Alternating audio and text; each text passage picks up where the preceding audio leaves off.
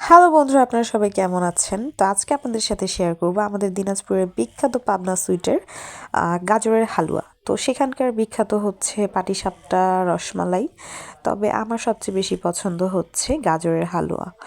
তো দেখতে পাচ্ছেন এখন আমি এটা খুলছি, আপনারা রেডি থাকেন দেখার জন্য। আসলে খুবই দুর্দান্ত স্বাদের হয়ে থাকে আর আমি এটা অর্ধেক খেয়ে ফেলেছি। এটা হচ্ছে 250 টাকা বাটি। তো খুবই মজার। এটা ছিল হচ্ছে দারচিনি, কেউ মরিচ ভাববেন না আবার। এতটাই দুর্দান্ত স্বাদের যেটা আপনাদেরকে ভাষায় বোঝাতে পারবো না। তারা নিজেদের আর কি নিজস্ব খামার আছে, সেখানের আর কি তারা গরুর দুধ দিয়ে এটা তৈরি করে থাকে। খুবই মজার হয়ে থাকে আর আমার কাছে পাটিসাপটাটাও খুবই মজা লাগে, সেটাও আপনাদের সাথে একদিন শেয়ার করব। এতটা মজা আসলে ভাষায় আমি বোঝাতে পারছি না আর কি আপনাদেরকে।